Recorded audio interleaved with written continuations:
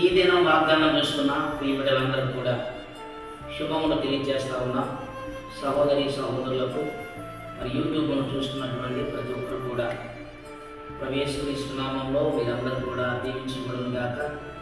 ఈ దినం వాగ్దానం చూద్దాం. బైబిల్ గ్రంథంలో పరిశుద్ధ బైబిల్ గ్రంథంలో నుంచి మత్తయి శుభవార్త 6వ అధ్యాయం 2వ వచనం.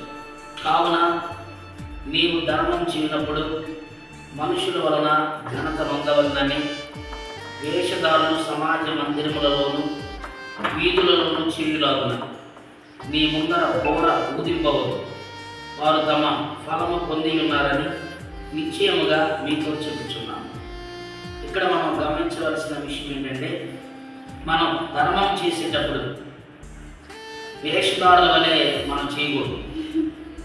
చాలామంది ఘనత పొందాలని, చాలామంది మెప్పు పొందాలని, అందరిలో పేరు తెచ్చుకోవాలని వాళ్ళు ఈ విధమైనటువంటి మనసుతో వాళ్ళు ఏం చేస్తూ ఉంటారంటే దాన ధర్మాలు చేస్తూ ఉంటారు.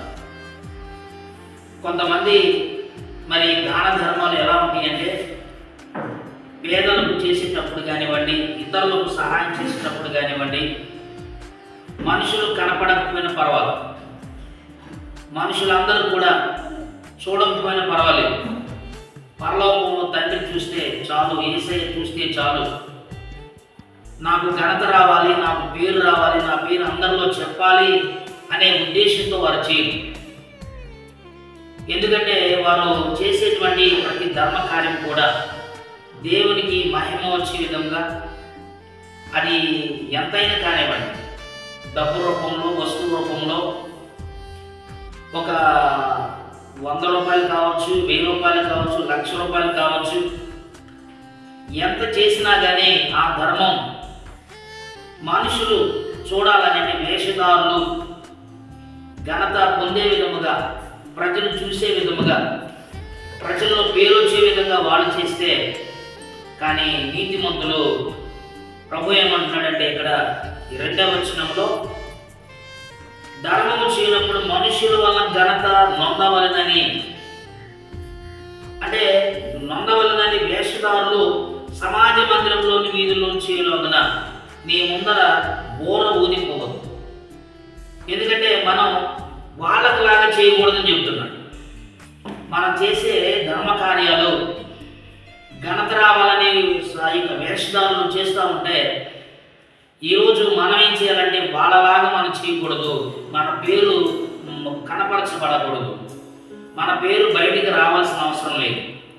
మనం ఇచ్చే ప్రతిదీ కూడా ఏం చేయాలంటే, దేవుడు చూస్తున్నాడు, దేవుడికి ఇచ్చాను, దేవుడి మందిరం దీవించబడాలి, దేవుడి పరిచయం దీవించబడాలి, పేద ప్రజలకు మేలు జరగాలి, పేద ప్రజలకు ఎన్నో కార్యాలు మనం వారికి వస్త్రాలు, తిండి, ఆహారం, నీరు, ఏవి మరి సహాయం అందించాలన్నా మీరు చేయగలిగితే, మీ పేరు చెప్పకపోయినా పర్వాలేదు, ఊళ్ళో అందరూ చెప్పుకోకపోయినా పర్వాలేదు, దేవుడు అది చూసి నీకు ప్రతిఫలం ఇస్తాడు, నేను దీవిస్తాడు. కాబట్టి మనందరూ మంచి నీతిమంతులుగా, మంచి వ్యక్తులుగా మరి సహాయం చేసే వాళ్ళతో ఉందాం.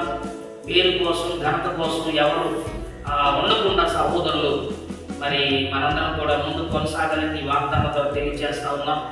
ప్రార్థన చేసుకుందాం. అందరూ పనులు చూసుకున్నట్లయితే ఈ వాగ్దానం చూస్తున్నటువంటి మీ బిడ్డలందరినీ దేవుడు దీవించబోతున్నాడు. పరిశుద్ధుడ, జీవం కలిగిన తండ్రి, ఈ నామాన్ని బట్టి ప్రార్థిస్తా ఉన్నాం. నాయన, ఈ వాగ్దానం చూస్తున్న వారిని దీవించండి తండ్రి.